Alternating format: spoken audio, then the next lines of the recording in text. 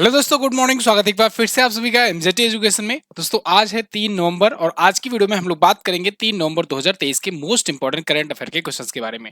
पूरी वीडियो आपको एंड तक देखनी है। एंड तक आपको बहुत अच्छे अच्छे क्वेश्चंस मिलने वाले हैं आज, तो आप एंड तक देखिएगा और वीडियो अगर पसंद आएगी तो इसे लाइक और शेयर भी करना जरूर।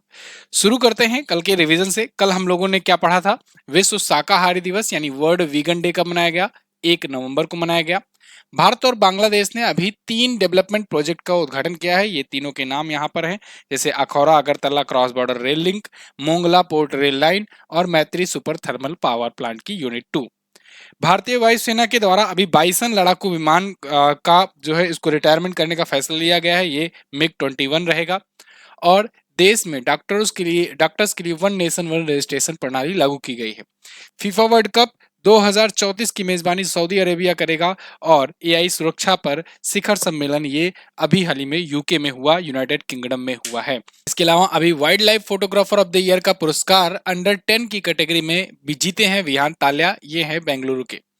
और 31 अक्टूबर 2023 को मनाए गए विश्व शहर दिवस पर अभी भारत का पहला साहित्य शहर कोझिकोड केरल को चुना गया और भारत का पहला संगीत शहर ये चुना गया दोस्तों, किसे? ग्वालियर को। इसके अलावा रोहिणी नैयर पुरस्कार 2023 से सम्मानित किया गया है दीनानाथ राजपूत को। 1 नवंबर को प्रत्येक वर्ष 7 राज्य अपने राज्य स्थापना दिवस मनाते हैं और 2 केंद्र शासित प्रदेश भी अपना राज्य स्थापना दिवस मनाते हैं। ये टॉप 10 करंट अफेयर के क्वेश्चन थे कल की वीडियो से, जिनका आपने किया है रिवीजन आज की करंट अफेयर शुरू करने से पहले। कल की पीडीएफ नहीं डाउनलोड किए हो तो एमजेटी ऐप पर जाकर के डाउनलोड कर लो और क्विज भी जाकर के जरूर लगाना। शुरू करते हैं आज के क्वेश्चन से। पहला क्वेश्चन, हाल ही में कोलकाता के राजभवन में प्रतिष्ठित सिंहासन कक्ष का नाम बदलकर किस महान पुरुष के नाम पर रखा गया? तो कोलकाता के राजभवन में जो प्रतिष्ठित सिंहासन कक्ष था उसका नाम अब बदल करके दोस्तों सरदार वल्लभ भाई पटेल जी के नाम पर कर दिया गया है। अभी रिसेंटली सरदार वल्लभ भाई पटेल जी की जयंती थी 31 अक्टूबर को। उसी जयंती के अवसर पर यह सिंहासन कक्ष का नाम बदला गया है, जो कि कोलकाता के राजभवन में था।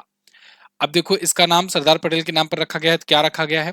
ये नाम रखा गया है दोस्तों सरदार वल्लभ भाई पटेल एकता कक्ष। ठीक है ना, ये नया नाम है एकता कक्ष। सरदार पटेल जी के बारे में तो हम लोगों ने 31 अक्टूबर को बात किया भी था, मतलब कि एकता दिवस के अवसर पर हम लोगों ने बात किया था। 31 अक्टूबर को मनाया जाता है एकता दिवस, राष्ट्रीय एकता दिवस, इन्हीं की जयंती पर। 182 मीटर की ऊंचाई वाली इनकी स्टैचू ऑफ यूनिटी है। गुजरात के केवड़िया में एक मूर्ति है स्टैचू ऑफ यूनिटी, जो कि दुनिया की सबसे ऊंची मूर्ति है। 182 मीटर की इसकी ऊंचाई है। यह सरदार सरोवर डैम के करीब है और नर्मदा नदी के करीब है। ये भी पूछा जा सकता है आपसे, ठीक है, गुजरात के केवड़िया नाम के स्थान पर। ये पहले उप प्रधानमंत्री और पहले गृह मंत्री थे सरदार पटेल साहब। अच्छा, इस एकता कक्ष का उद्घाटन अभी वहां के राज्यपाल, पश्चिम बंगाल के राज्यपाल सीवी आनंद बोस जी ने किया हुआ है। सीवी आनंद बोस जी ने यह भी घोषणा की है कि कलकत्ता यूनिवर्सिटी में सरदार वल्लभ भाई पटेल जी के सम्मान पर एक नई अकादमिक पीठ की भी स्थापना की जाएगी। ये डिटेल्स हैं। आगे बढ़ते हैं। हाल ही में सभी आवारा कुत्तों की नसबंदी करने वाला दुनिया का पहला देश कौन बन गया है? आवारा कुत्तों की नसबंदी करने वाला और उनकी टीकाकरण करने वाला दुनिया का पहला देश बन गया है भूटान। भारत का एक पड़ोसी देश है, सबसे गरीब देशों में से एक माना जाता है भूटान, और भारत का भी एक पड़ोसी देश है। भारत इससे मतलब ये पूरी तरीके से लैंड लॉक्ड है और भारत से पूरा लैंड की सीमा ही ये शेयर करता है। तो भूटान की गवर्नमेंट ने अभी हाल ही में रिसेंटली एक अनाउंसमेंट किया है कि हमारी बहुत पुरानी जो योजना थी वो अब सक्सेसफुली कंप्लीट हो गई है। ये योजना इनकी 14 साल पुरानी है। 14 साल पुराने ये प्रोजेक्ट इन्होंने चलाया था, एक अभियान टाइप का चलाया था कि जितने भी आवारा कुत्ते हैं इनके देश में, उन आवारा कुत्तों का रेबीज के लिए वैक्सीनेशन किया जाएगा और साथ ही साथ में उनकी नसबंदी भी की जाएगी, जिससे पैदावार भी आगे आने वाले समय में खत्म हो जाए या कम हो जाए। तो इसके लिए इन्होंने 14 साल पहले एक योजना, एक अभियान चलाया था और वो अभियान जो था अब जाकर के कंप्लीट हुआ है 14 सालों के बाद। इस परियोजना के तहत 1.5 लाख आवारा कुत्तों का सफलतापूर्वक यहाँ पर नसबंदी किया गया, टीकाकरण किया गया। इसमें 32,000 पालतू कुत्तों की माइक्रो चिपिंग भी शामिल है, उनको ट्रैक भी किया जा सकेगा। इस परियोजना का नाम था राष्ट्रीय कुत्ता जनसंख्या प्रबंधन और रेबीज नियंत्रण परियोजना। रेबीज आप जानते हो, रेबीज एक ऐसी बीमारी होती है जो कुत्ता या बंदर या बिल्ली या ऐसे जो जानवर होते हैं उनके काटने से होती है, उनके लार में पाई जाती है कुछ चीजें जो मनुष्यों के संपर्क में आते हैं तो फिर वो हो जाता है रेबीज से पीड़ित। रेबीज को ही हाइड्रोफोबिया भी कहते हैं, क्योंकि जो रेबीज से पीड़ित हो जाता है व्यक्ति उसे हाइड्रो से डर आने लगता है, मतलब पानी से वो डरने लगता है, इसलिए इसे हाइड्रोफोबिया रोग भी कहते हैं। तो फिलहाल अगर आज के टाइम पर बात करें, WHO के डेटा के अनुसार विश्व स्तर पर रेबीज से एक साल में 59,000 लोग लगभग में मर जाते हैं पूरी दुनिया भर में। ठीक है, तो ये है, और भूटान ने ऐसा किया है और ऐसा करने वाला ये दुनिया का पहला देश बन गया है। भूटान अगर आप देखना चाहोगे मैप में, तो ये रहा अपना प्यारा भारत। यहाँ पर एक छोटा सा देश आपको दिखेगा, ये है भूटान। ये देखिए मैक्सिमम बॉर्डर ये इंडिया से शेयर कर रहा है, और इधर ये चाइना से अपना बॉर्डर लगाता है। तो भूटान लैंड लॉक्ड कंट्री है, मतलब चारों तरफ लैंड है, कोई भी समुद्री बॉर्डर नहीं है, और बहुत ही छोटा देश है। ये बहुत ही गरीब देशों में भी इसका नाम आता है। भूटान की कैपिटल अगर बात करें तो इसकी कैपिटल होती है थिम्पू, भूटान की राजधानी थिम्पू होती है। यहाँ की करेंसी होती है दोस्तों गुलतुरुम। क्या होती है? गुलतुरुम। इसको कुछ इस प्रकार से लिखते हैं, न गुलतुरुम करके लिखते हैं, लेकिन गुलतुरुम इसको पढ़ेंगे। ओके, आगे बढ़ते हैं। हाल ही में जारी वैश्विक आवास मूल्य वृद्धि में मुंबई किस स्थान पर है? तो दोस्तों अभी ये हाल ही में एक रिपोर्ट जारी की गई है, नाइट फ्रैंक की रिपोर्ट है, और इसमें बताया गया है वैश्विक आवास मूल्य वृद्धि के मामले में मुंबई चौथे स्थान पर है। दुनिया के जो भी बड़े बड़े सिटीज हैं उनमें आवास का, रहने के लिए जो भी चीजें हैं, जैसे कि आप घर ले रहे हो या कमरा ले रहे हो, फ्लैट ले रहे हो, इन सब मामलों की जो वृद्धि होती है साल दर साल, उसमें कौन कौन से सिटीज के कितने कितने परसेंट वृद्धि हुई है और किसने सबसे ज्यादा वृद्धि की हुई है पिछले एक साल में, उसकी ये रिपोर्ट थी।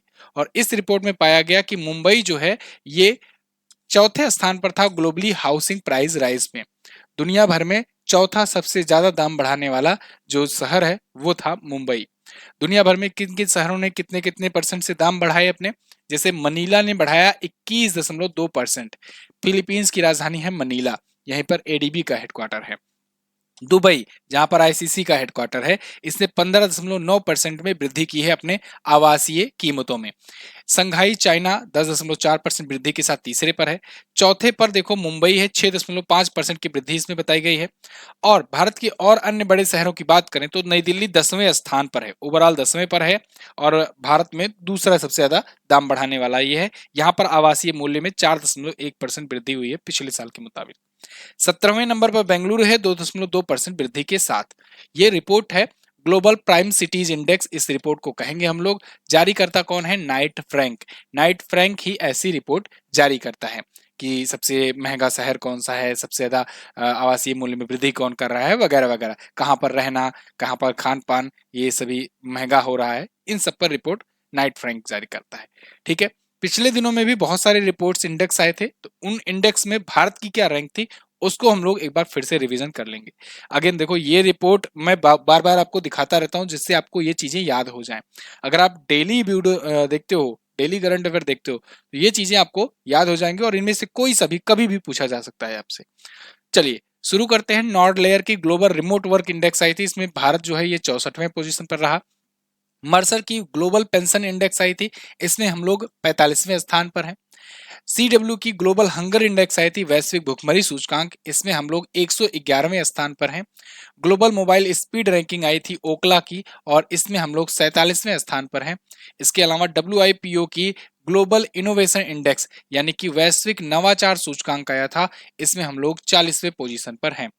वर्ल्ड टैलेंट रैंकिंग यानी कि विश्व प्रतिभा सूचकांक जो आया था, आईएमडी की जारी की गई थी, इसमें हम लोग 56वें पोजीशन पर हैं। और वहीं विश्व प्रेस स्वतंत्रता सूचकांक जो कि रिपोर्टर्स विदाउट बॉर्डर्स के द्वारा जारी किया गया, ये जारी करता है, इसमें बहुत बार पूछा जाता है। विश्व प्रेस स्वतंत्रता सूचकांक यानी कि वर्ल्ड प्रेस फ्रीडम इंडेक्स, इसमें हम लोग 161वें स्थान पर हैं, बहुत पीछे हैं। आईएमडी की वैश्विक प्रतिस्पर्धात्मकता सूचकांक आई थी यानी कि ग्लोबल कॉम्पिटिटिवनेस इंडेक्स आया था, और इसमें हम लोग हैं 40वें पोजीशन पर। Global gender gap report WEF की जारी की गई थी, इसमें हम लोग 127वें पर हैं। और हैंकी की वार्षिक दुख सूचकांक आया था, इसमें हम लोग 103वें स्थान पर हैं। विश्व खुशहाली सूचकांक में 126वें पर हैं। आगे बढ़ते हैं। नवंबर 2023 में टाटा पावर रिन्यूएबल एनर्जी के सीईओ और एमडी कौन बनाए गए? तो टाटा पावर रिन्यूएबल एनर्जी के सीईओ और एमडी दोस्तों ये बना दिए गए हैं कौन? दीपेश नंदा। दीपेश नंदा आपको यहां पर दिख रहे हैं, ये टाटा पावर रिन्यूएबल एनर्जी के अब नए सीईओ और एमडी होंगे। ये टाटा पावर के ही तहत एक उसकी ही मतलब समझ लो सब्सिडरी है, TPREL यानी कि Tata power renewable energy limited. तो इसके सीईओ और एमडी हैं ये। टाटा पावर के अगर सीईओ और एमडी की बात करें तो वो प्रवीर सिन्हा है। और टाटा ग्रुप की अगर बात करें सीईओ और एमडी तो वो है नटराजन चंद्रशेखरन जी, ठीक है। और चेयरमैन एमरेटिस रतन टाटा जी हैं। तो ये दीपेश नंदा थे। पिछले दिनों में कुछ और नियुक्तियां जो हुई हैं उनको हम लोग रिकॉल करेंगे इन्हीं के माध्यम से। तो मुनीश कपूर को अभी आरबीआई का नया एग्जीक्यूटिव डायरेक्टर बनाया गया। वाइस एडमिरल तरुण सोबती ये भारतीय नौसेना स्टाफ के नए उप प्रमुख बनाए गए हैं। लेफ्टिनेंट जनरल रघु श्रीनिवासन जी ये बीआरओ के नए महानिदेशक हैं, बॉर्डर रोड ऑर्गेनाइजेशन के, इनका नाम इंपॉर्टेंट है। डॉक्टर दिनेश दास जी ये संघ लोक सेवा यानी यूपीएससी के सदस्य नियुक्त किए गए हैं। केएन शांता कुमार ये प्रेस ट्रस्ट ऑफ इंडिया यानी पीटीआई के नए महानिदेशक हैं, इस बोर्ड के अध्यक्ष हैं, इनका नाम याद रखिएगा। गोकुल सुब्रमण्यम इंटेल इंडिया के अध्यक्ष हैं। राहुल नवीन को प्रवर्तन निदेशालय यानी ईडी का प्रमुख बनाया गया है। रजनीश कुमार को मास्टर कार्ड इंडिया का नया चेयरमैन बनाया गया है। नेस्कॉम के अध्यक्ष दोस्तों बने हैं राजेश नाम्बियार और उपाध्यक्ष हैं सिंधु गंगाधरन। जस्टिस प्रकाश Srivastava ji national green tribunal के अध्यक्ष हैं। ये जहां जहां मैं स्टार लगा रहा हूं इसको याद रखना, इनके नाम इंपॉर्टेंट है, पूछे जा सकते हैं। आगे, मुंबई के वानखेड़े स्टेडियम में किस क्रिकेटर की प्रतिमा का अभी उद्घाटन किया गया? तो ये न्यूज तो आपने जरूर ही सुन ली होगी अभी तक कि मुंबई का जो वानखेड़े स्टेडियम है जहां पर अभी कल मैच हुआ, भारत ने ऐतिहासिक जीत दर्ज की श्रीलंका के ऊपर। देखो वही श्रीलंका टीम है, वही स्टेडियम है, वही भारतीय टीम है जहां पर 2011 का फाइनल हुआ था। तब श्रीलंका टीम कुछ और थी, आज श्रीलंका टीम ऐसी है कि देखो 50 रन भी बनाना मुश्किल हो रहा था। लेकिन कल भारत ने 302 रनों की एक विशाल जीत दर्ज की। वानखेड़े स्टेडियम में ये मैच हुआ था और नवंबर महीने में ही 2013 में, आज से ठीक 10 साल पहले, इसी मुंबई के वानखेड़े स्टेडियम में अपना अंतिम मैच खेल करके सचिन तेंदुलकर ने रिटायरमेंट लिया था। सचिन तेंदुलकर, सचिन रमेश तेंदुलकर इनका पूरा नाम है। भारत रत्न मिल चुका है, भारत रत्न सचिन तेंदुलकर कहलाते हैं ये, और खेल रत्न तो मिलेगा ही, ऑब्वियस सी बात है।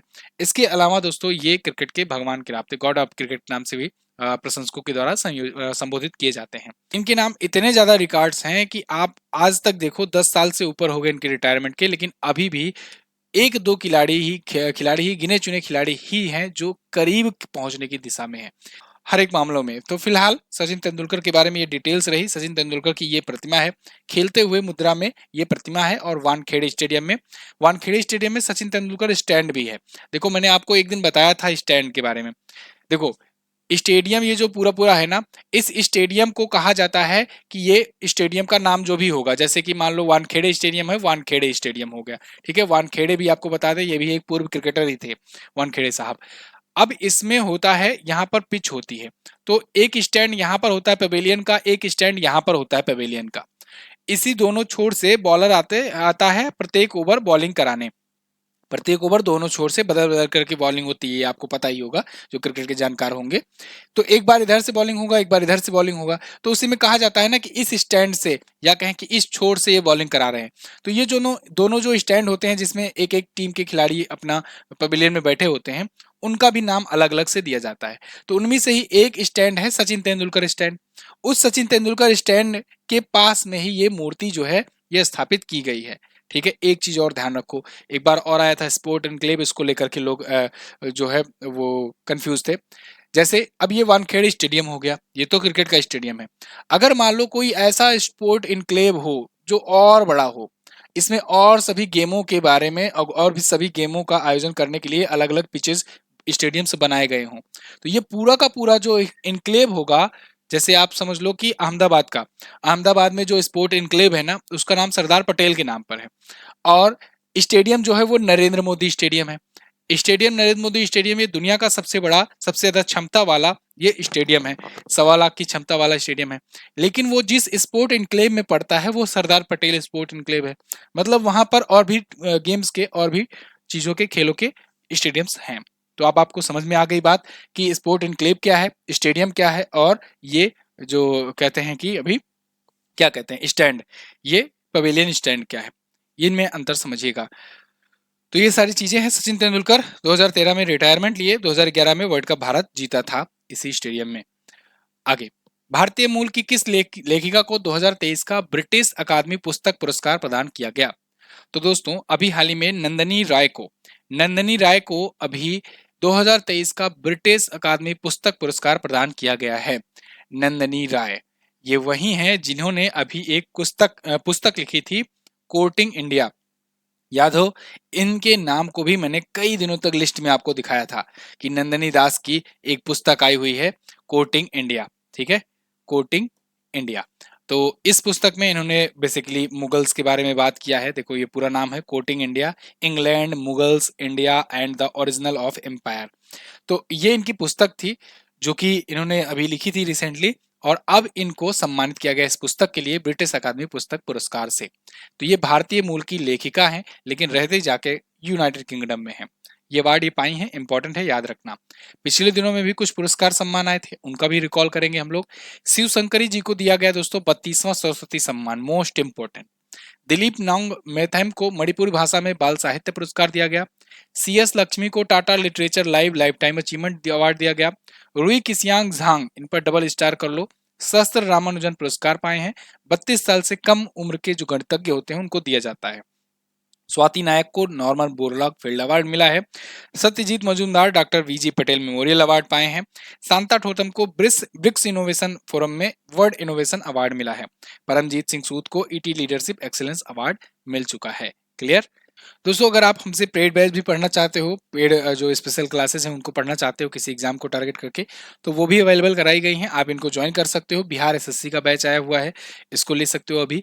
जीएस सफलता बैच तो अब ये तो 2.0 वाला खत्म ही होने वाला है, 3.0 शुरू होने वाला है, तो 3.0 ही ज्वाइन करना वो ज़्यादा बेटर होगा, जल्दी ही अनाउंस किया जाएगा। दिल्ली पुलिस कांस्टेबल का बैच, ये इसका तो एग्जाम आने वाला है, इसको भी अगर आप ज्वाइन करना चाहते हो ज्वाइन कर सकते हो वीडियो फॉर्म में।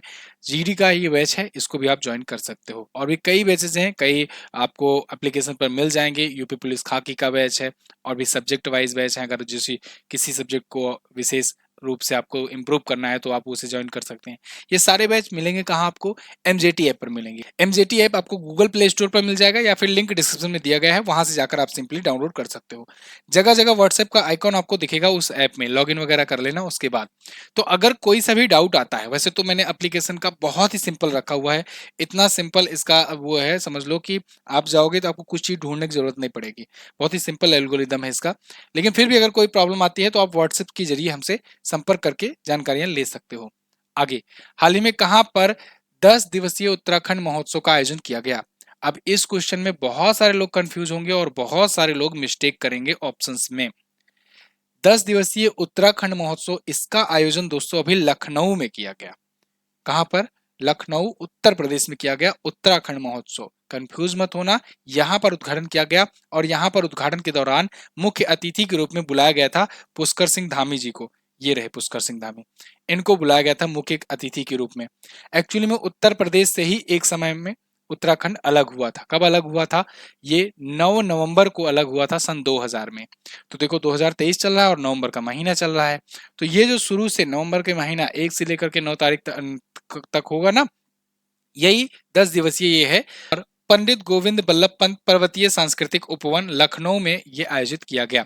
आप मुझे कमेंट करके बताओ, जो भी यूपी स्पेशल स्टूडेंट हैं, कमेंट करके मुझे बताइए पंडित गोविंद बल्लभ पंत जी थे कौन, मतलब उत्तर प्रदेश के संदर्भ में कौन थे, ये कमेंट करके बताइएगा। ठीक है, ये मत बताइएगा कि ये यहाँ के रहने वाले थे, वहां के रहने वाले थे।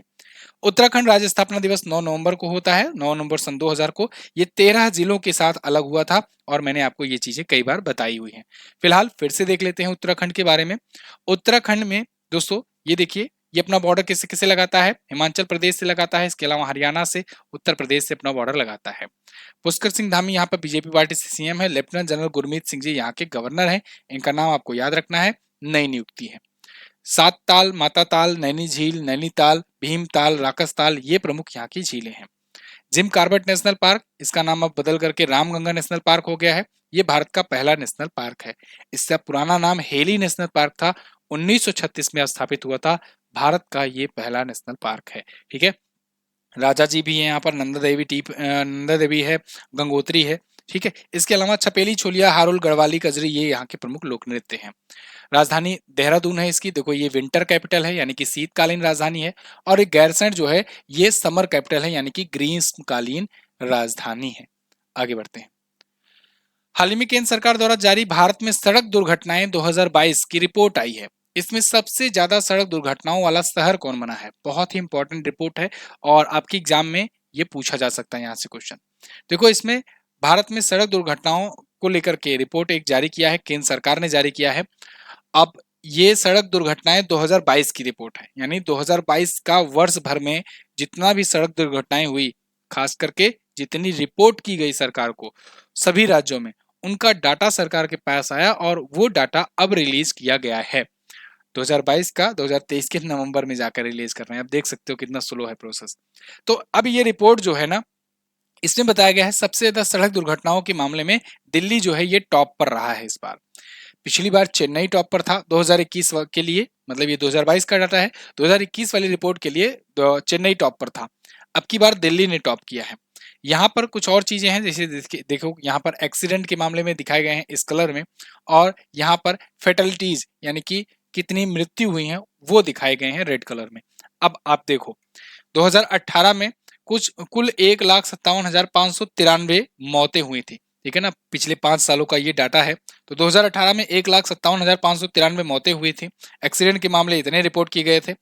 2019 में 1,58,000, इसके बाद 2020 में 1,38,000, कोरोना की वजह से कुछ कमी भी आई थी, 1,53,000 ये 2021 में, और 2022 में 1,68,000 यहाँ पर मृत्यु के मामले आए हुए हैं। लेकिन इसमें से ये तो ओवरऑल है पूरे विश्व का, भारत में कितना हुआ है इनको देखते हैं। भारत में टॉप 5 सर्वाधिक सड़क दुर्घटनाओं वाले शहरों की बात करें तो दिल्ली में 5,662 एक्सीडेंट हुए जो रिपोर्ट किए गए। अगेन मैं रिपोर्ट किए गए बार बार फोर्सफुली इसलिए कह रहा हूं क्योंकि बहुत सारे एक्सीडेंट हो जाते हैं उनको रिपोर्ट ही नहीं किया जाता है, तो जो रिपोर्ट नहीं किए गए उनकी तो गणना ही नहीं है। इंदौर दूसरे पर रहा 4,680 एक्सीडेंट के मामले में, जबलपुर तीसरे पर रहा 4,046 एक्सीडेंट, बेंगलुरु 3,832, चेन्नई 3,552 एक्सीडेंट। अब देखो यहाँ पर चेन्नई अब की बार तो 5वें पर है, पिछली बार ये टॉप पर था। तो अगर पूछा जाए पिछली साल कौन था टॉप पर, तो पिछली बार ये टॉप पर था, इसने काफी ज्यादा सुधार किया हुआ है। भारत में सड़क दुर्घटनाएं रिपोर्ट है ये, और केंद्र सरकार के द्वारा इसे जारी किया गया। अगला, हाल ही में थाईलैंड ने किस देश के पर्यटकों के लिए 10 नवंबर से वीजा मुक्त प्रवेश की घोषणा की है? तो अभी हाल ही में दोस्तों थाईलैंड ने भारत और ताइवान के लिए मुफ्त वीजा सेवाएं शुरू कर दी हैं अगले 6 महीनों के लिए। तो अगले 6 महीनों तक अगर आप भी प्लान बना रहे हैं थाईलैंड घूमने का तो जा सकते हैं। थाईलैंड में वीजा फ्री एंट्री है, मतलब वीजा नहीं बनवाना पड़ेगा आपको, ठीक है। तो ये इसलिए किया जा रहा है जिससे पर्यटक जो है वो अट्रैक्ट हो सके। अमूमन देखो ये इधर उत्तर भारत वगैरह में जब ठंडी ज्यादा पड़ रही है तो ये लोग ठंडियों के दिनों में थाईलैंड की तरफ भागते हैं। थाईलैंड अब आप देखोगे ना, जैसे कि भारत जो है ये कर्क रेखा पर पड़ रहा है, ठीक है, तो कर्क रेखा ये भूमध्य रेखा हो गई, ये मकर रेखा हो गई, तो भारत कुछ यहाँ पर है। अब भारत कुछ यहाँ पर है तो ठंडी का समय आता है उस सीजन में यहाँ पर ठंडी ज्यादा पड़ने लगती है, तो दक्षिण की तरफ भागने की कोशिश करते हैं क्योंकि यहाँ पर थोड़ा सा भूमध्य रेखा के जितने करीब जाओगे आप उतना गर्म प्रदेश रहेगा। तो थाईलैंड आपको मैंने मैप में दिखाया भी है, यहाँ पर भी होगा, ये रहो थाईलैंड कुछ यहाँ पर है, तो थोड़ा बहुत कंपेरेटिवली राहत मिलेगा।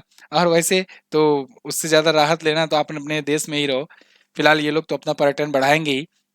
तो थाईलैंड ने ये शुरू किया हुआ है 10 मई 2024 तक की समयावधि के लिए, अगले 6 महीनों के लिए वीजा फ्री कर दिया है। ऐसा इसलिए किया जाता है ना जिससे समझ लो कि ऑफर निकाला गया है, ऑफर निकाला गया है, जब पर्यटक कम होने लगे ऑफर निकाला गया तो वहां पर तेजी से लोग एंट्री करेंगे कि भाई वीजा फ्री है, चलो वीजा बनवाने की झंझट नहीं है, चले चलते हैं।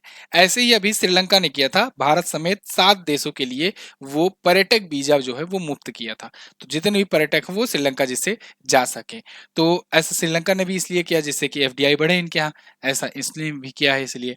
थाईलैंड के बारे में अगर बात करें तो थाईलैंड अगर आप देखोगे तो इंडिया के बाद इधर म्यांमार देखो, म्यांमार के बाद इधर है थाईलैंड, इधर आपको दिख जाएगा ये मलेशिया, उसके बाद यहाँ पर सिंगापुर दिख जाएगा, इधर कंबोडिया, वियतनाम, लाओस वगैरह।